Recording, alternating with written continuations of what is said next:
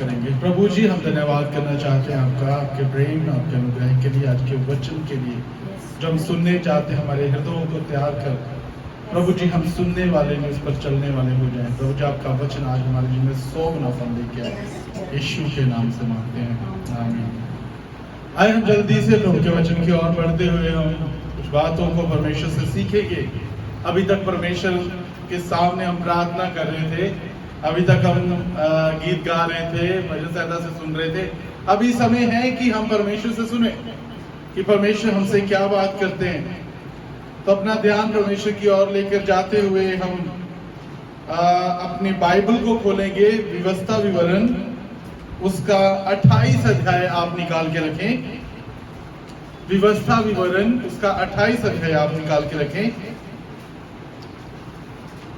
आज का जो हमारा टॉपिक था वो था परमेश्वर की आज्ञाओं को मानना। परमेश्वर की आज्ञाओं को मानना। लेकिन परमेश्वर की आज्ञाओं को मानना क्यों है, यह महत्वपूर्ण है। हमने परमेश्वर की आज्ञाओं को मानना तो है, लेकिन क्यों मानना है, यह जरूरी है। अगर परमेश्वर की आज्ञा को नहीं मानेंगे तो क्या होगा? अगर परमेश्वर की आज्ञा को मानेंगे तो क्या होगा? परमेश्वर को मानेंगे तो क्या बेनिफिट्स होंगे, नहीं माने तो क्या क्या बाइबल के अनुसार लिखे कर्स, श्राप पड़ जाएंगे अगर परमेश्वर की आज्ञा को नहीं मानेंगे। इसलिए अपना ध्यान परमेश्वर की उपस्थिति में बनाए रखें। पिछले दिनों से हम परमेश्वर के वचन में से आगे बढ़ते हुए, सीखते हुए मैच्योरिटी में आ रहे हैं, समझदार हो रहे हैं।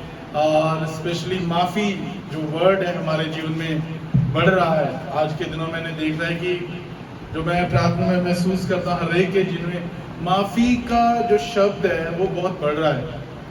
माफी मतलब कि हर बात के लिए हम कोशिश करें कि माफ कर देते हैं, कोई बात नहीं। मतलब हमारे अंदर से वो बदला लेने की जो भावना है वो कम होती जा रही है। तो परमेश्वर ऐसे ही हम चाहते हैं कि हमें उसके वचनों में बढ़ाए, ताकि हम मैच्योरिटी में बढ़ते हैं, हर एक को माफ करते वाले। और जैसे वचन में लिखा है कि हमने बुराई को भलाई से जीतना है, ना कि बदला लेकर बुराई से। कि कोई इसने थप्पड़ मारा मैं भी मारूंगा, इसने गाली दी तो मैं भी दूंगा गाली, ऐसे नहीं। हमने भलाई के साथ, अगर तुम्हें कोई श्राप दे तो तुमने क्या करना है? आशीर्वाद देना है। तुमने आशीर्वाद देना है। तो हर एक कोई ऐसा नहीं कर सकता। ये सिर्फ मसीहों के पास एक बड़ी अच्छी बात है कि हम माफ करने वाले लोग होते हैं। हम कहते कोई बात नहीं, क्षमा कर दो, माफ कर दो, कोई बात नहीं, कुछ नहीं हो गया। गाली के बदले गाली नहीं देंगे और बुराई के बदले बुराई नहीं करेंगे। प्रियो, सबसे पहले हम वचन को अध्याय करेंगे। तो अपने साथ जो हमने बाइबल खोली है, तो 28 अध्याय की पहली आयत में से पढ़िए। यदि तू अपने परमेश्वर यहोवा की सब आज्ञा जो मैं आज तुझे सुनाता हूँ चौकसी से पूरी करने को चित्त लगाकर उसे सुने, तो वह तुझे पृथ्वी की सब जातियों से श्रेष्ठ करेगा। आमीन, हालेलुया।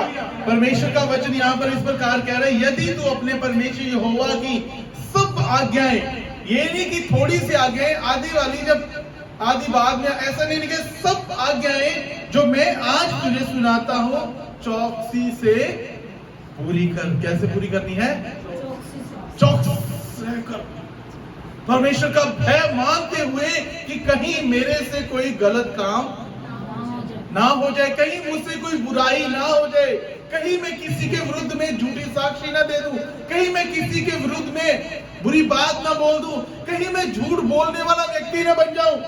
झूठ बोलने से मुझे एक बात याद आ रही है कि हम इतना झूठ बोलते हैं, हम इतना झूठ बोलते हैं कि हमें झूठ बोलने की आदत पड़ गई है। और झूठ बोलकर हमें पता है कि इसका जवाब हमने क्या देना है। समझाना चाहता हूं एक एग्जाम्पल के साथ। अगर मैं अपने घर में हूं और पीटर आकर मेरे घर के बाहर आकर कहता है, फोन करता है मुझे कि पास्टर जी आप कहां हो, तो मैं कहता हूं मैं घर में नहीं हूं। लेकिन जैसे ही पीटर दरवाजा खटखटाता तो मैं ही बाहर निकलता हूँ। पास्टर जी आपने तो बोला था मैं घर में नहीं, तो मैं आगे से ये नहीं कहूंगा कि सॉरी मैंने झूठ बोला, मैं आगे से कहूंगा अभी मैं जाने ही वाला था बाहर। एक दूसरा, अभी मैं आया ही था। मतलब हम जो झूठ बोलते हैं उसकी प्रैक्टिस इतनी हो गई है कि हम अगले को दूसरे को पूरा समझा देते हैं। जहां ऐसे कह लीजिए चर्च में ना आने की वजह, अगर हम चर्च में नहीं ना रहे तो कई बार मैं स्पीचलेस हो जाता हूं। स्पीचलेस मतलब ऐसा बहाना बताएंगे, आप चर्च नहीं आए, वो पास ये करके मैं स्पीचलेस हो जाता हूँ। क्या बोलूं, क्योंकि बहाना इतना जबरदस्त होता है कि उसके बाद भी बात नहीं आती। ठीक है जी बोल के हम मान जाते हैं, लेकिन क्या हम वफादार हैं परमेश्वर के साथ? क्या मैं अपने आप में, जब मुझे अपने आप में, क्या मैं परमेश्वर के साथ वफादार हूं? क्या परमेश्वर को मैं सही से जान पाया हूं? क्या परमेश्वर को सही से समझ पाया हूं? Who is God? परमेश्वर कौन है? जब आज भी दुनिया की बातें मुझे आज भी अट्रैक्ट कर देती हैं, आज भी दुनिया की चीजें मुझे ज्यादा पसंद आती हैं परमेश्वर के वचन से।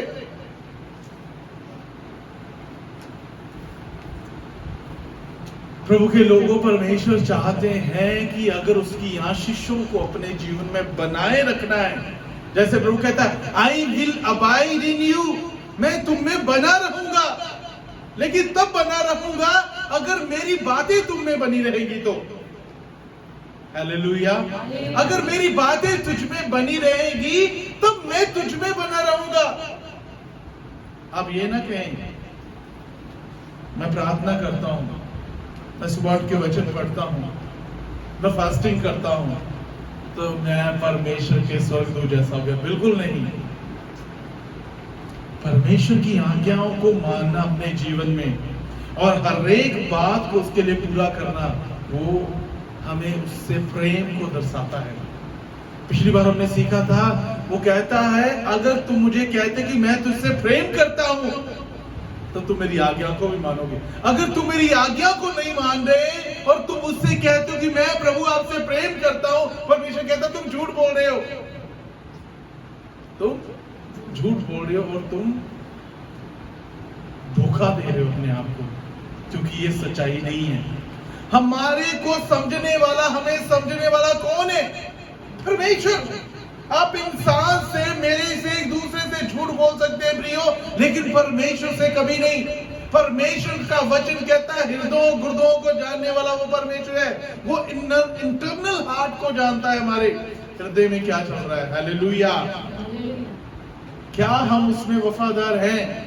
क्या हम वाकई चौकसी करते हैं, चौकस रहते हैं कि मुझे परमेश्वर देख रहे हैं? क्या मैं परमेश्वर का भय मानता हूं? क्या दुनिया मेरे लिए बड़ी हो गई? क्या परमेश्वर की कृपा मेरे लिए कम है?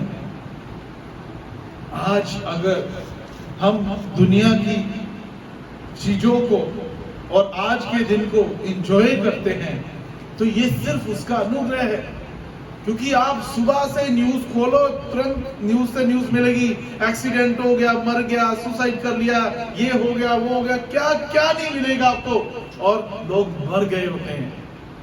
लेकिन परमेश्वर ने हमें क्यों जीवित रखा? हमें ही क्यों?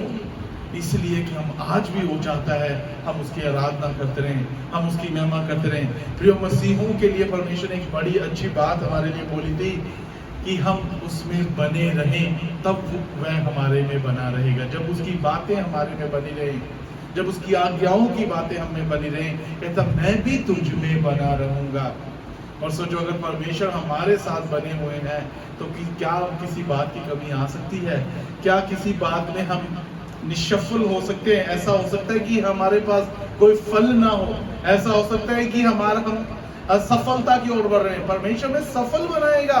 परमेश्वर का वचन इस प्रकार कहता है कि यदि तू अपने परमेश्वर यहोवा की सब आज्ञाओं को जो मैं आज तुझे सुनाता हूं चौकसी से पूरी करने का चित्त लगाना। चित्त कैसे लगाते हैं हम? पिछली बार में एक बात को उसका चित्त लगाना, उसके बिना और कोई है ही नहीं हमारे पास। हमारे पास उसके बिना कोई भी है नहीं, वो ही हमारा परमेश्वर है और उसके सिवाय हमारे पास और दूसरा कोई परमेश्वर।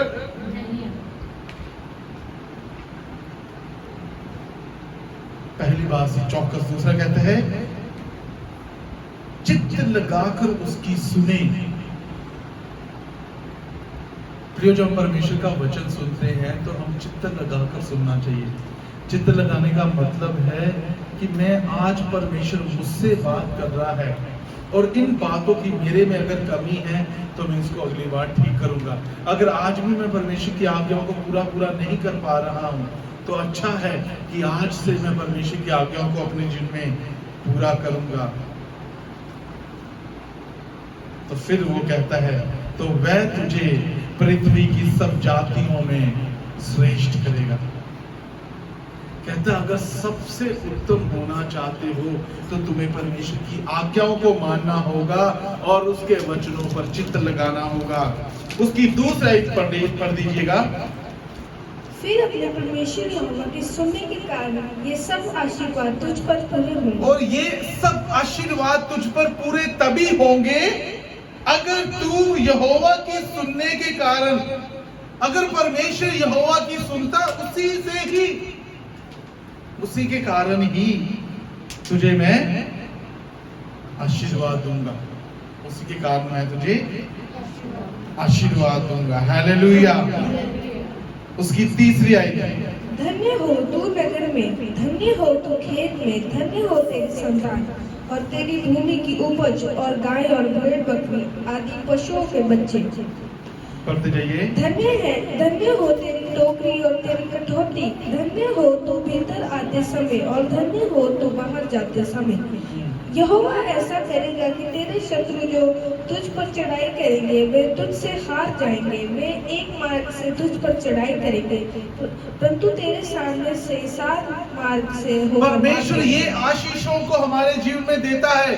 कहता है अगर तू मेरी आज्ञाओं को माने, अगर उन पर चित्त लगाए तो मैं तुझे श्रेष्ठ करूंगा। इस सब सुनने से कहता है मैं तुझे आशीर्वाद दूंगा। और फिर कहता है ऐसा ही नहीं, सिर्फ कहता है धन्य हो तू नगर में, धन्य हो तू खेत में, धन्य हो तेरी संतान और धन्य तेरी भूमि की उपज और गाय और भेड़ बकरियां आदि पक्षुओं के बच्चे। धन्य हो तेरी टोकरी, तेरी कटोती, धन्य हो तू भीतर आते समय और जाते समय। यहोवा ऐसा करेगा कि तेरे शत्रु जो तुझे पर चढ़ाई करेंगे वह तुझसे हार जाएंगे। वह एक मार्ग से तुझ पर चढ़ाई करेंगे परंतु तेरे सामने से 7 मार्ग से होकर वह भाग जाएंगे। परमेश्वर कहता है किसी दुश्मन को मैं तेरे सामने नहीं खड़ा रहने दूंगा। शैतान की कोई बात तेरे सामने खड़ी नहीं रह पाएगी। क्या तुम सारी बातों से परमेश्वर कहता मैं तेरी रक्षा करूंगा। मैंने जैसे पिछली बार कहा था, अगर हमारे विरोध में कोई बुरी बात करने के लिए जा रहा है, कोई जादू टूना करने के लिए जा रहा है, चाहे कोई प्लान बनाने के लिए जा रहा है, कहता अगर वो एक मार्ग से आएगा तो परमेश्वर कहता उसको 10 मार्ग से होकर भागना पड़ेगा। परमेश्वर ऐसी आशीषों को हमारे जीवन में देता है। सिर्फ इतना नहीं, अगर आगे हम बढ़ते जाते हैं तो परमेश्वर हमें एक एक बात से हमें सिखाता है, ना कि सिर्फ उतना ही, वो हर बात में हमें आशीर्वाद देता है। फिर कहते हैं तेरा बाहर जाना अंदर जाना हर जगह मैं आशीष दूंगा। कहता मैं तेरे काम में आशीष दूंगा। हालेलुया।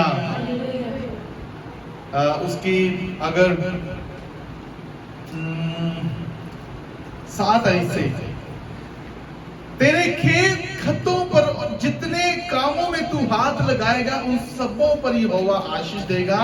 इसलिए जो देश तेरा परमेश्वर यहोवा तुझे आज देता है उसमें वह तुझे आशीष देगा। अगर आप उसके 9 आयत को भी आगे से पढ़ लेंगे तो परमेश्वर एक एक बात से भी आप पढ़ दीजिए एक बार 9 आयत भी। यदि तू अपने परमेश्वर यहोवा की आज्ञा को मानते हुए उसके मार्गों पर चले तो वह अपनी शपथ के अनुसार तुझे अपने पवित्र प्रजा करके स्थिर रखेगा।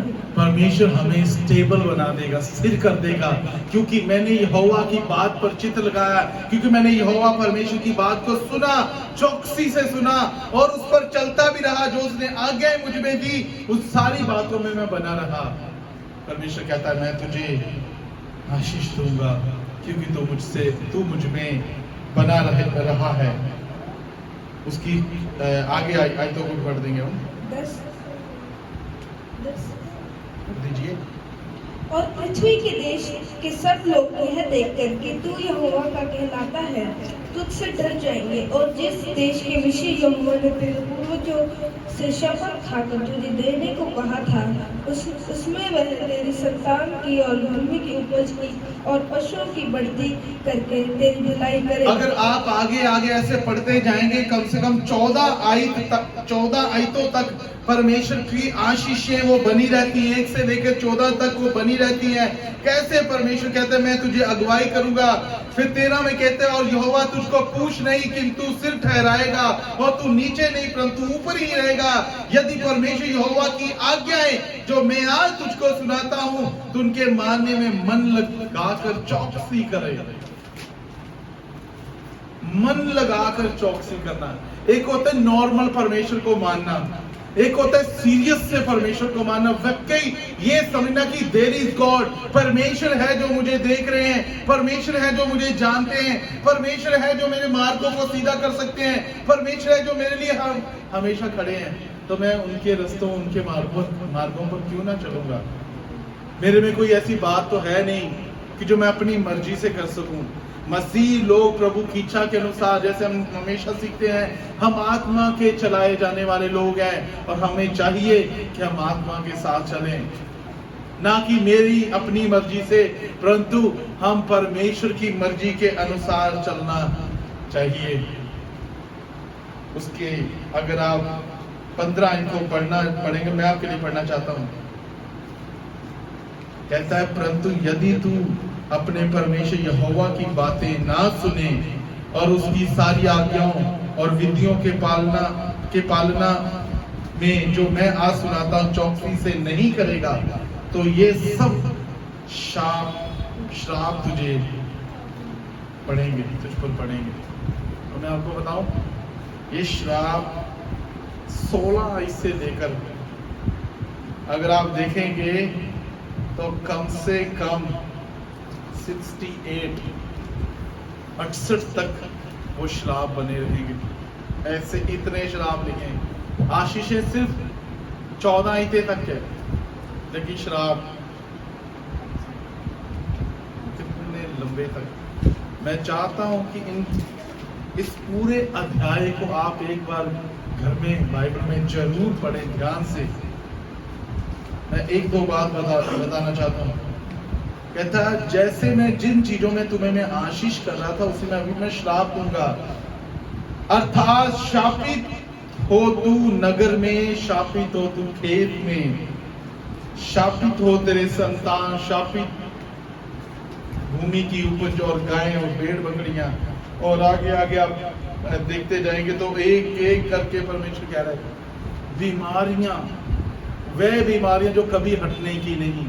कहता मैं ऐसे तुम पर उन दुखों को, उन श्रापों को डाल दूंगा अगर तुम मेरी आज्ञाओं को नहीं मानोगे, अगर तुम मेरी आज्ञाओं पर चित्त नहीं लगाओगे, अगर तुम मेरी आज्ञाओं को सीरियस होकर नहीं समझोगे, अगर उन पर नहीं चलोगे, तो कहता जो मिस्र के श्राप थे मैं तुझे दे दूंगा, तुझ पर डाल दूंगा। कहता है जहां से मैं तुझे छुड़ा के लाया था, आगे आगे उसमें लिखा, मैं सारा नहीं पढ़ना चाहता हूँ। आगे कहता है जहां से मैंने तुझे छुड़ाया था मैं उसी में तुझे वापस भेज दूंगा, ताकि तू और अनुभव करे उन दुखों का।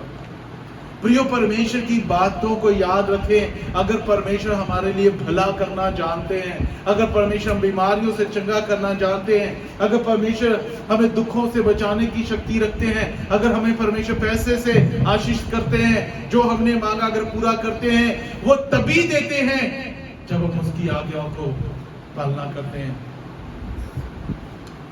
नहीं तो दुनिया की बात से आप समझ सकते, एग्जाम्पल के लिए जो बच्चा बेदखल हो जाता है ना, जिस बच्चे को बेदखल कर दिया जाता है घर से, उसके लिए कोई संपत्ति नहीं होती। लेकिन जो बच्चा माता पिता की आज्ञाओं में रहता है, माता पिता उसको अपनी संपत्ति से बांटते हैं। प्रियो, आज परमेश्वर हम परमेश्वर के बच्चे हैं, और वो अपनी संपत्ति से हमें हमारे समय के हिसाब से हमसे बांटता है। वो तभी बांटता है अगर वो कहता है मुझसे, अगर तुम मेरी आज्ञाओं को मानोगे, अगर तुम मेरे वचनों की ओर चलोगे, अगर तुम मुझ पर ध्यान रखोगे, अगर तुम मेरी बातों को ध्यान से सुनोगे, चौकसी से सुनोगे, तब करूंगा। अगर नहीं करोगे तो बात वही है कि बेदखल कर दूंगा, जहां से तुझे उठाता वहीं छोड़ दूंगा और मैं तुम्हें श्राप दूंगा। आज हम श्रापों को नहीं चाहते कि हमारे जीवन में श्राप आए, हम चाहते हैं कि परमेश्वर की आशीषें आए। लेकिन परमेश्वर की आशीषें तभी आई, इसीलिए पहले आशीषें लिखी है, बाद में श्राप लिखे है। क्यों बताए? क्योंकि परमेश्वर पहले आशीषें देता है हमें भी पहले परमेश्वर ने आशीषें दी है और चाहते हैं कि हम उन आशीषों में बने रहें। अबाइडिंग इन मी, परमेश्वर में बने रहें और परमेश्वर हम में बने रहें। जैसे प्रभु यीशु मसीह ने कहा था, कहते जैसे तुम मुझसे अलग होके कुछ नहीं कर सकते, ऐसे कहते तुम मुझ में बने रहो, मेरे वचन मेरी आज्ञाएं तुम में बनी रहें, क्योंकि तुम मुझसे अलग होके, वो यही था। कुछ नहीं करने का मतलब है कि मैं तुझे छोड़ दूंगा, मैं तुझ पर श्राप दूंगा। हम नहीं कभी भी चाहेंगे कि परमेश्वर के श्राप हम पर आए। एक बार दाऊद परमेश्वर की अनाज्ञाकारी करने के कारण दुख में जब चला गया, तो प्रभु ने उस पर दुख बढ़ाने के लिए उसको 3 ऑप्शन दी, 3 विकल्प दिए। दाऊद को ये कहा था, क्यों उसने अपने नबी के द्वारा उससे बात करी, क्योंकि तूने परमेश्वर की नजर में पाप किया है। तो परमेश्वर कहता है तुझे मैं दंड दूंगा, लेकिन दंड तुम चुन लो, कौन सा दंड चाहिए। पहला दंड है कि तेरे दुश्मन आकर तुझ पर चढ़ाई करेंगे और तुझे खत्म कर देंगे। दूसरा, मैं तुझ पर अपना क्रोध भड़काऊंगा और तुझे नाश कर दूंगा। और एक और, या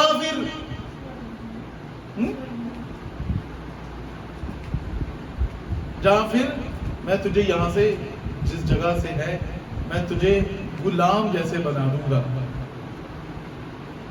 तो तीनों ऑप्शंस में एक भी ऑप्शन बचने के लिए नहीं था कि वो ये कह सके कि परमेश्वर मैं बचूं कैसे, इससे ठीक कैसे हो सकता हूं, वो मुझे बताया। बिल्कुल नहीं दिया परमेश्वर ने ऑप्शन, सिर्फ दुख ही मिलेगा, चुन ले तीनों में से कौन सा दुख चाहिए था। उसने कहा परमेश्वर ऐसा ना हो कि मैं किसी के हाथ में पड़ूं, इससे अच्छा कि आप ही मुझे दुख दे दें। और जैसे उसने दुख दिया परमेश्वर ने, और जब बोला उसको दुख मिला, लेकिन बाइबल में अगली आयतों में पढ़ते तो लिखा है परमेश्वर दुख देख के पछताया। वो चाहता नहीं हम पर श्राप आए, वो चाहता नहीं हम दुखी हों, वो चाहता नहीं हम परेशानियों में पड़े। क्यों? क्योंकि हमारी ही गलती के कारण हम परेशानियों दुखों में पड़ जाते हैं। वो नहीं चाहता कि हम पर दुख आए, वो नहीं चाहता। कहता मेरी आज्ञाओं को मान, कुछ नहीं होगा, तुम्हारा भला होगा, और देख कैसे मैं तुझे आशीष करता हूं। एक एक आयत को पढ़े, किन किन चीजों में हर बात, कोई बात उसने रखनी छोड़ी, हर बात में कहता है मैं तुझे आशीष करूंगा, हर बात। अब अपने जीवन की कोई भी बात ले लीजिए, आप ये नहीं कहेंगे कि परमेश्वर ने ये वाली बात रहने दी है। कोई भी कहता है तुम्हारे जीवन की बात, हर बात में मैं तुझे आशीष करूंगा, तेरे काम में आशीष दूंगा, तेरे जीवन में आशीष दूंगा, बीमारियों से तुझे बचाऊंगा, दुखों से बचाऊंगा मैं तुझे, तेरे दुश्मन से बचाऊंगा मैं तुझे, तेरी रक्षा करूंगा। और भजन संहिता में से भी हम पढ़ रहे थे, उसमें भी इसी बात को ही बताया गया है, मैं तेरी रक्षा करता रहूंगा, तेरे बाहर आने जाने में, और सदा तक करता रहूंगा। मैं कभी सोऊंगा नहीं, मैं कभी उंगलाऊंगा नहीं, मैं हमेशा तुझे संभालूंगा, मैं हमेशा तुम्हारी अगुवाई करूंगा। कितने अद्भुत परमेश्वर है जो हमारी रक्षा, हमारी मदद करने के लिए हमेशा हमारे साथ खड़े रहते हैं। कहते हैं मैं तुझे आशीष दूंगा, और कहता है सब जातियों में क्या करूंगा? श्रेष्ठ करूंगा, सब जातियों में श्रेष्ठ करूंगा। प्रियो, आइए आज हम ऐसे ना हो जाएं कि परमेश्वर ने हमें बातें तो सिखाई है, परमेश्वर की आज्ञा को तो हम जानते हैं, हमें समझ भी है, बुरा और भला हमें पता भी है, लेकिन फिर भी हम बुराई को ज्यादा पसंद करते हैं। मैं आपसे कहना चाहता हूँ, बुराई हमेशा हमें अट्रैक्ट करती है, बुरा हमेशा हमें प्रभावित कर देता है, हमें बुरा होने के लिए। मैं पिछली बार बोला था, परमेश्वर का वचन हमें अट्रैक्ट करना चाहिए। कितना अद्भुत प्रेम! क्या हम अपनी मर्जी से नहीं चले थे पहले? क्या आज से पहले जब प्रभु में नहीं चल रहे थे, क्या अपनी मर्जी से नहीं जिए थे हम? क्या जो मन में आ रहा था नहीं किया था? जो खाने का मन किया वो खाया नहीं, जो पीने को मन किया पिया नहीं, जिसको गाली देनी थी गाली दी, लड़ाई की, बुरा बोला, जो चाहा मन में वो हमने सब किया था। उसके बाद हमने परमेश्वर को अपना जीवन दिया, वो भी उसने हमें चुना कि मेरे समान हो जाओ और मैं जैसे चाहता हूं वैसे तुम करो। अभी समय है कि परमेश्वर में चलने का, अभी हमें और दुनिया प्रभावित नहीं करना चाहिए, अभी परमेश्वर का वचन प्रभावित करना चाहिए और आपकी वो बातें गवाही होनी चाहिए। एक समय था जब मैं ऐसा था, लेकिन अभी मैं ऐसा नहीं हूं। मैं वो व्यक्ति हूं जो परमेश्वर के भय में रहता हूं, मैं वो व्यक्ति हूं जो परमेश्वर के डर में रहता हूं, चौकसी से उसके वचन को पूरा करता हूं, बहुत ध्यान रखता हूं कि मुझे क्या करना है और क्या नहीं। कहीं परमेश्वर मुझसे किसी बात से नाराज ना हो जाएं और जिसके कारण मेरे ऊपर श्राप आ जाए। प्रियो, मैं आपसे ये कहना चाहता हूं, आपकी सजा तो मृत्यु है, लेकिन परमेश्वर के अनुग्रह के द्वारा हम बचे हुए हैं। लेकिन हम अगर दोबारा बार बार गलती करते तो हमारे जीवन में दुख आता है। आप ये नहीं कह सकते कि ये दुख क्यों आया मेरे जीवन में, क्योंकि हमारी ही गलती के कारण। क्योंकि अभी तो हम जानते थे परमेश्वर को, उसके प्रेम को, उसके अनुग्रह को, वो कैसा परमेश्वर है और अन्याय करने वाला परमेश्वर नहीं है। अन्याय का मतलब है कि आप गलती करो, कह दे कोई बात नहीं चलेगा, ऐसे नहीं है। गलती को गलती बोलेगा वो, और अच्छा को अच्छा बोलेगा। अच्छे को गलत नहीं बोल सकता, गलत को अच्छा नहीं। वो सच्चा न्याय ही है, सच्चा न्याय करने वाला परमेश्वर है, और वो चाहता है जो आप करते हैं वो सब देखता है।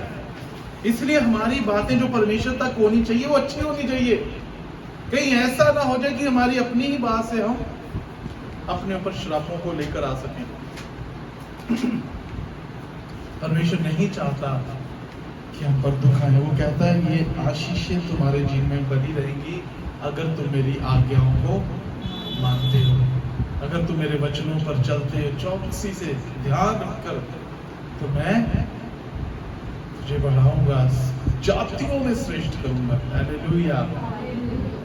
आप कभी इसको नॉर्मल ना लें कि ऐसे ही लिखा है, ऐसे नहीं होगा। अगर परमेश्वर ने हमारे जीवन में अद्भुत काम किए हैं तो ये कुछ भी नहीं उसके लिए।